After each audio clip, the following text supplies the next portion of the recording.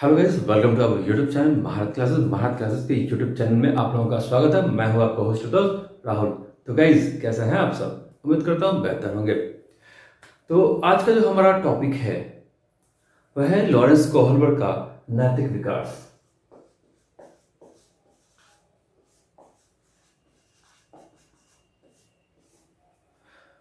ये जो नैतिक विकास है, इससे काफी इंपॉर्टेंट क्वेश्चंस आते हैं सीटेट में।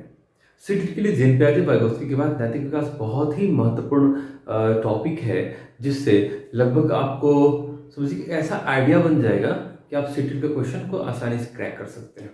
तो शुरू करते हैं नैतिक विकास। तो नैतिक विकास क्या है, ये दिया किसने? लॉरेंस कोहलबर्ग ने। किसने दिया?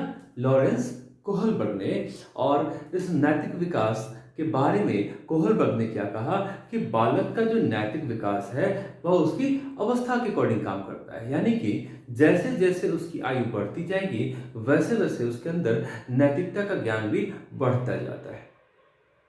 अब ये सवाल आता है कि नैतिकता है क्या, है ना, जिसे हम लोग क्या बोलते हैं? मोरलिटी। अब ये मोरलिटी है क्या? यहां पर तीन चीजें आएंगी। पहला आता है आचार, दूसरा आता है विचार और तीसरा आता है व्यवहार। यानी जो हमारा नैतिकता है उसमें यही तीन चीजें आएंगी। पहला आचार, इट मीन्स कि आपका आचरण कैसा है। दूसरा है विचार, मतलब आप किस प्रकार सोचते हैं, आपका थिंकिंग का स्तर कैसा है। और तीसरा है व्यवहार, यानी कि अब आपका समाज में बिहेवियर कैसा है। इन्हीं तीनों का सम्मिलित रूप नैतिक विकास कहलाता है। ओके, तो यहां से आपको ये समझ में आ गया होगा कि भाई नैतिक विकास है क्या। अब हम लोग बात करते हैं कि नैतिक विकास के सिद्धांत के बारे में लॉरेंस कोहलबर्ग का क्या कहना है। तो कोहलबर्ग का ये कहना था कि बालक का जो नैतिक विकास है वह उनके 6 चरणों पर निर्भर करता है। यानी कि यहाँ पर अब इन्होंने स्तर क्या बताया? स्तर 6 बताया। ओके, अब ध्यान देने वाली बात ये है कि 6 तो इन्होंने बताया, बट सबसे बड़ी समस्या ये आती है कि कोहलबर्ग का ही कहना था कि बालक इन 6 चरणों तक नहीं पहुंच पाते हैं। इसलिए उन्होंने क्या किया कि दो दो अवस्थाओं को मिलाकर कुल 3 अवस्था बना दिए। ठीक है, स्तर 1, स्तर 2 और स्तर 3। इसी को लेवल 1, लेवल 2 और लेवल 3 कहा जाता है। ओके, तो इतना कुछ तो आप समझ गए। अब यहां पर हम लोग ये देखेंगे कि लेवल 1 में आखिर है क्या। तो लेवल 1 अगर जानना है फिर लेवल 2 भी जानना पड़ेगा और लेवल 3। तो इसके लिए हम लोग सिंपल सा टेक्निक यूज करते हैं। तो ये टेक्निक क्या है कि पहले हम लोग क्या करते हैं, लेवल 2 का नाम लिखते हैं। तो लेवल 2 में क्या करना है, हम लोगों को याद रखना है रूढ़िगत नैतिक स्तर, है ना, या फिर इसे ही कहा जाएगा परंपरागत नैतिक स्तर, है। अब देखिए, जो रूढ़िगत नैतिक स्तर है उसको इंग्लिश में बोलते हैं कन्वेंशनल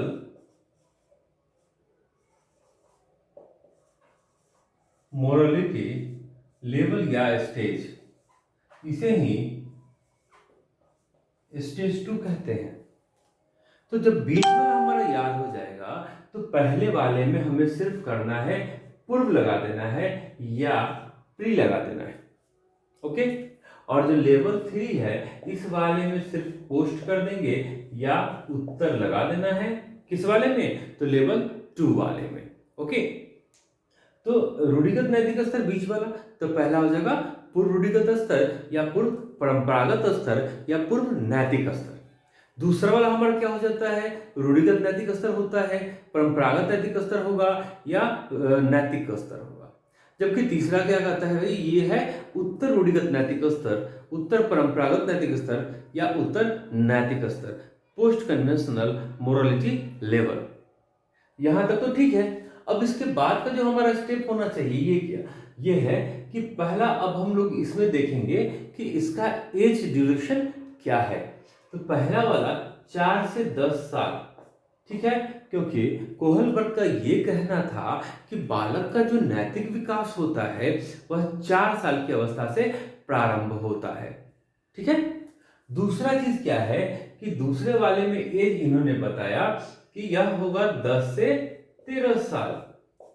अब देखना है कि 4 से 10 तो पहला अवस्था और 10 से 13 क्या हो गया, दूसरा अवस्था। और तीसरे वाले के लिए उन्होंने कहा 13 साल से प्रौढ़ावस्था तक। और प्रौढ़ावस्था का जो काल होता है वह कितना होता है, 13 से ये आपका 58 साल तक या 60 साल तक होता है, जब तक कि आप रिटायर न कर जाते हैं। सरकार की नज़र में जब आप रिटायर हो जाते हैं, यानी कि अब आपका रिटायरमेंट के बाद वृद्धावस्था प्रारंभ हो जाता है और रिटायरमेंट तक आप प्रौढ़ावस्था में रहते हो, ठीक है।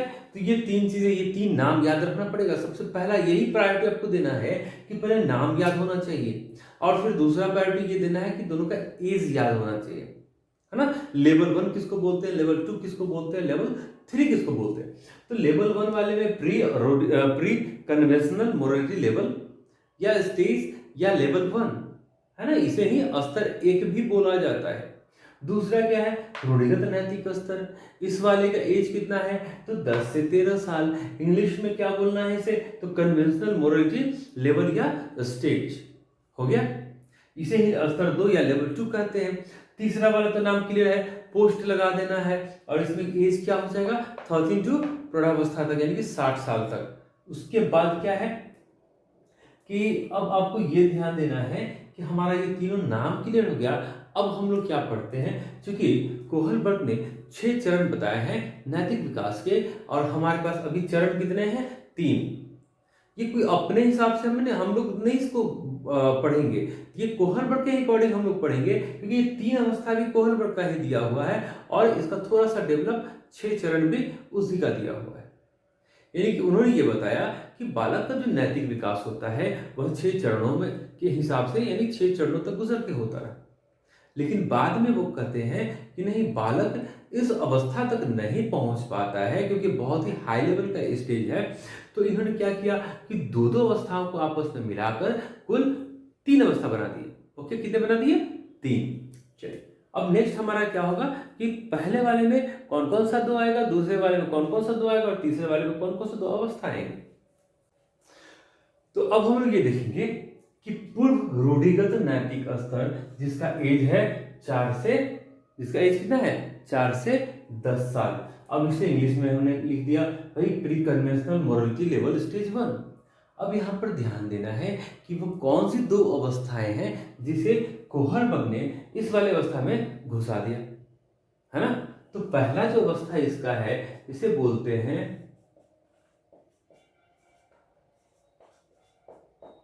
आज्ञा व दंड की अवस्था। पहला वाला क्या हो गया, आज्ञा व दंड की अवस्था। जबकि दूसरा वाला क्या हो गया, इसे कहेंगे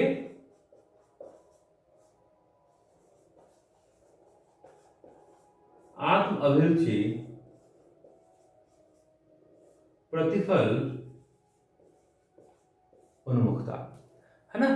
तो पहले वाले में जो 2 स्टेज आए, आज्ञा व दंड की अवस्था और आत्म अभिरुचि प्रतिफल अभिमुखता, अभी हम लोग इन दोनों पर चर्चा करेंगे। तो पहला जो है आज्ञा व दंड की अवस्था, तो नैतिक विकास का जो मूल आधार है, जो बेस है, यानी कि जहां से बालक के अंदर नैतिक ज्ञान प्रारंभ होता है, वह है क्या, आज्ञा व दंड की अवस्था। क्लियर है, क्योंकि यहीं से बच्चों को, खासकर माँ, है ना, माँ और उसके फादर, है ना, माँ बाप क्या करते हैं, डांटते हैं और फिर उसे धमकाते हैं, और एक ऐसा है, एक नॉर्मली प्यार का भाव आता है ना, कि बच्चे जब कुछ गलती करते हैं तो उन्हें मार पड़ती है, डांट पड़ती है ना। तो यहाँ से एक बच्चे के अंदर क्या होता है, भय उत्पन्न होता है, किस चीज का, तो दंड का, कि अगर उनके द्वारा कोई गलत कार्य किया जा रहा है तो इसके लिए उन्हें क्या हो जाएगा, दंड का प्रावधान है, उन्हें दंड मिलेगी। किसके द्वारा, तो माता और पिता के द्वारा, या तो थप्पड़ से मार खाएं, या स्टिक से खाएं, या कान पकड़ के, या फिर कुछ भी वर्बली उन्हें टॉर्चर किया जा सकता है। तो कुछ उनके अंदर क्या होता है, डर उत्पन्न होता है, और इसी डर की वजह से वे सही कार्यों का चयन करने लगते हैं, सही कार्यों को अमल में लाते हैं, और धीरे धीरे यही उनके द्वारा किया गया सही कार्य क्या हो जाता है, नैतिक विकास बन जाता है ना। किसी को रिस्पेक्ट देना, है ना, बात मानना, ये सब क्या है, ये अच्छी आदतें आप सिखाते हैं। किसके माध्यम से, डरा कर, धमका कर, है ना। तो ये क्या हो गया, आज्ञा व दंड की जो अवस्था हमारी है, यही नैतिक विकास का मूल आधार है। क्लियर हो गया। दूसरा है आत्म अभिरुचि, प्रतिफल अभिमुखता। तो यहाँ पर जो प्रतिफल अभिमुखता, उन्मुखता वगैरह जो शब्द आएंगे, इससे आप घबराए नहीं, है ना। ये बहुत बड़ा ऐसा कुछ नहीं है कि हाँ जिसको अगर नहीं जाना तब गड़बड़ हो जाएगा, ऐसा कुछ नहीं है। यहाँ पर सिर्फ एक सेंस पकड़ना है कि बच्चों की आत्म अभिरुचि जो है ना, वो कैसे इसके नैतिक विकास में सहायक बनेगी। जैसे यहाँ पर छोटा मोटा पुरस्कार है ना, ये चॉकलेट दे दो, आप खिलौने लाने का ये कर दो, प्रॉमिस कर दो कि भाई अगर आज तुम अच्छे से रहोगे, आज तुम्हें ढेर सारे चॉकलेट मिलेंगे, खिलौने आ जाएंगे, तो वगैरह छोटा छोटा क्या बोलते हैं, तो लालच देना, है ना। तो इस तरह से आप क्या करते हैं, बच्चों के अंदर नैतिक ज्ञान का प्रारंभ करते हैं। तो पहला अवस्था जो है पूर्वरूढ़िगत नैतिक स्तर, इसमें दो अवस्थाएं आएंगी, आज्ञा व दंड की अवस्था, और दूसरा आएगा आत्म अभिरुचि, प्रतिफल अभिमुखता। ठीक है। तो अब दूसरा क्या है, रूढ़िगत नैतिक स्तर 10 से 13 साल। अब इसे इंग्लिश में क्या कहेंगे, कन्वेंशनल मोरालिटी लेवल स्टेज क्या हो जाएगा, यहाँ पर स्टेज 2 हो जाएगा। ठीक है। अब ध्यान देने की बात क्या है कि इसमें भी दो अवस्थाएं आएंगी। पहला अवस्था आता है good boy and good girl, अच्छा लड़का व अच्छी लड़की की संकल्पना। अब यहाँ पर आपके अंदर एक विचार आएंगे कि भाई जब कोहलबर्ग ने किसी लड़की की चर्चा नहीं की है, तो फिर उसके सिद्धांत में अच्छा लड़का या अच्छी लड़की का कॉन्सेप्ट कहाँ से आया। तो अच्छा लड़का अच्छी लड़की का जो कॉन्सेप्ट है, ये ड्यू टू हमारे क्वेश्चन के अकॉर्डिंग हमने इसे तैयार किया है। क्वेश्चन में कभी कभी अच्छा लड़का अच्छी लड़की की संकल्पना आ जाती है, तो यहाँ पे आप कंफ्यूज ना हो, इसलिए इसे क्या किया गया, इसे हमने नोट्स में इंक्लूड किया है। ओके, चलिए दूसरा जो है, दूसरा होता है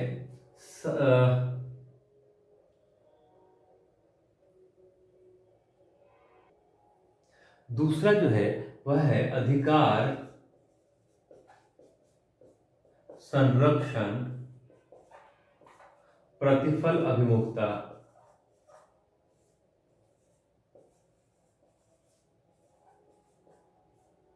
ठीक है। अब यहां ध्यान देंगे आप कि अच्छा लड़का व अच्छी लड़की की जो संकल्पना है, यह 10 से 13 साल में आएगा।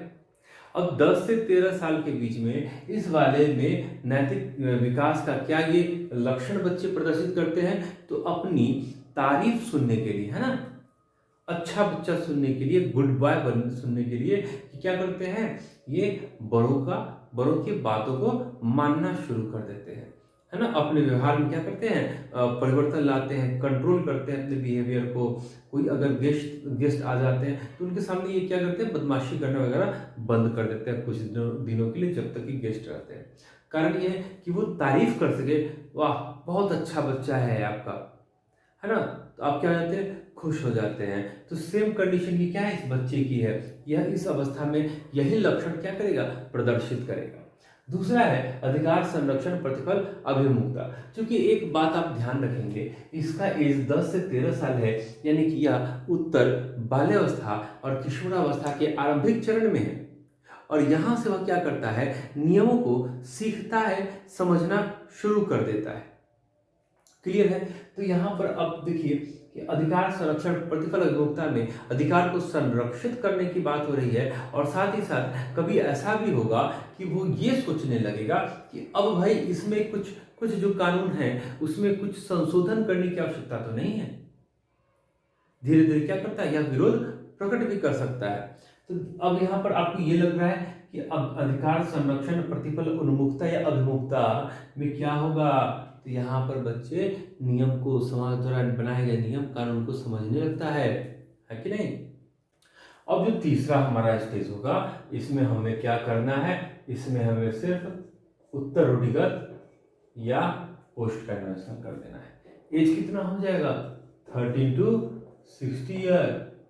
क्योंकि किशोरावस्था के बाद की सारी अवस्था प्रौढ़ावस्था तक या नैतिक विकास है, तो इसे हम लोग क्या कहेंगे, नैतिक विकास का सबसे गोल्डन पीरियड भी इसको माना जा सकता है, क्योंकि सबसे ज्यादा नैतिक विकास इसी अवस्था में होता है। ठीक है। अब देखिए यहाँ पर दो अवस्थाएं आएंगी। पहला अवस्था आएगा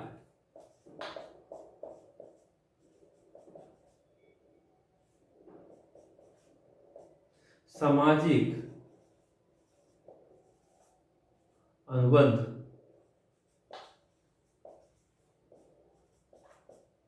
अभिमुखता, और दूसरा आएगा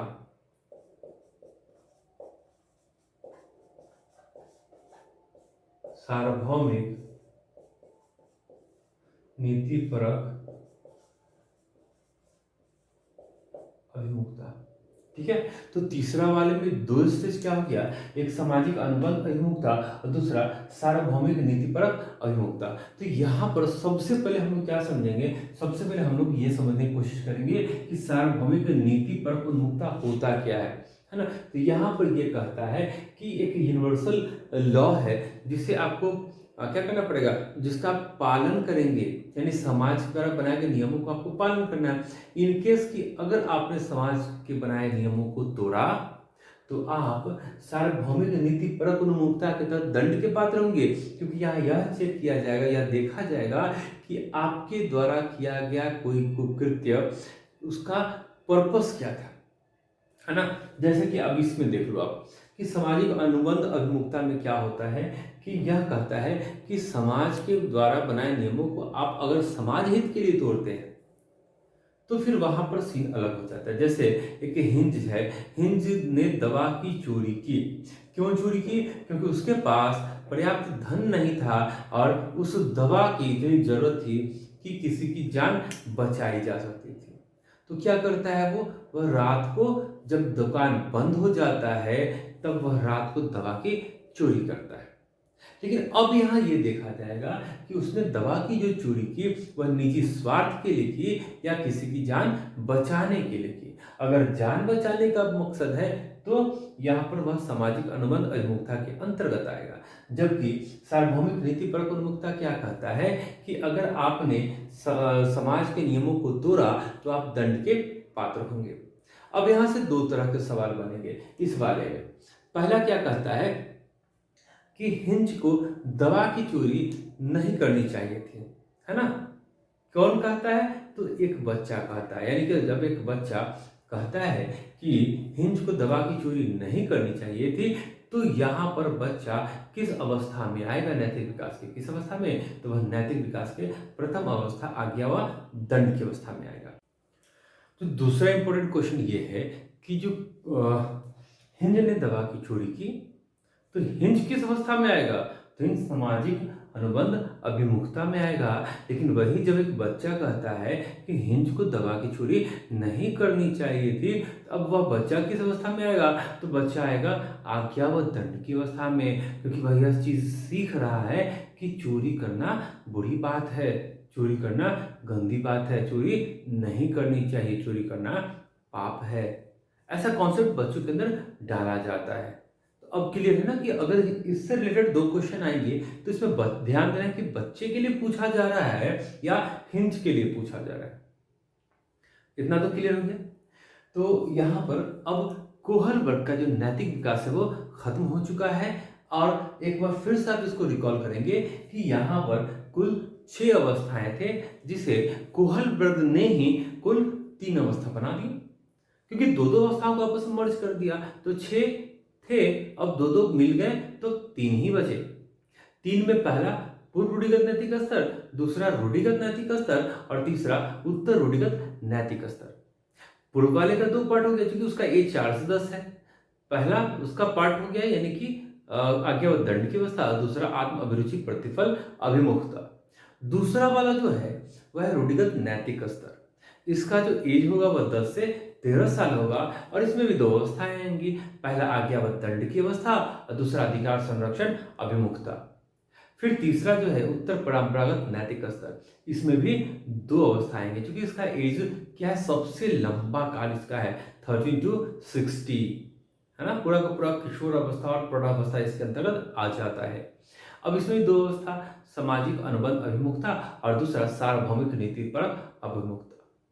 तो सार्वभौमिक नीति पर अभिमुखता क्या कहता है कि नियम तोड़ने पर दंड की बात करता है, और सामाजिक अनुबंध अभिमुखता क्या कहता है कि भाई आपने अगर नियम तोड़ा है तो यहाँ यह देखा जाएगा कि आपने जो नियम तोड़ा है वह अपने शौक के लिए या अपने पेशा के लिए किया है। हो सकता है कि चोरी करना आपके पेशा हो, तब तो आप सार्वभौमिक नीति परख वाले में आएंगे। लेकिन अगर आपका यह मंशा नहीं है, यह उद्देश्य नहीं है चोरी करना, आप मजबूरी में किसी की जान बचाने के लिए करते हो, तब जो आपका नैतिक विकास है वह सामाजिक अनुबंध अभिमुखता के अंतर्गत ही आएगा। तो भाई अब देख लो कि इससे ज्यादा नहीं पढ़ना है सीटेट में, खासकर कोहल वर्ग को, और यहीं से सारे क्वेश्चंस आपके आ जाएंगे एग्जाम में। इस जो मैंने बताया अभी, मेरी इस वीडियो में जो भी टॉपिक्स आपको मिल रहा है उसको बार बार देखो। इससे क्या होगा कि इससे आपको चीजें समझ में आने लगेंगी। क्योंकि सीटेट, ये जान लो कि ज्यादा पढ़ने से पास नहीं होगे आप। सीटेट पास होने के लिए लॉजिक विकसित करना पड़ेगा। यहाँ क्वेश्चंस लॉजिकली आते हैं, तो जिनके पास लॉजिक अच्छा है, जो चीजों को समझते जल्दी और ज्यादा है, तो उनका सीटेट का रिजल्ट ज्यादा कंफर्म होता है। ओके, आई थिंक आज का लेसन तो कंप्लीट हो ही गया। तो गाइस, वीडियो अच्छा लगा हो तो प्लीज लाइक कर देंगे, और जो लोग हमारे चैनल में बिल्कुल नए हैं वो प्लीज सब्सक्राइब भी कर देंगे और बेल आइकन को भी दबा देंगे। बेल आइकन को दबाने से क्या होगा कि जो भी हमारे वीडियोस अपलोड होंगे उसके नोटिफिकेशंस सबसे पहले आप तक पहुंचेंगे। तब तक के लिए goodbye, have a nice day, best of luck.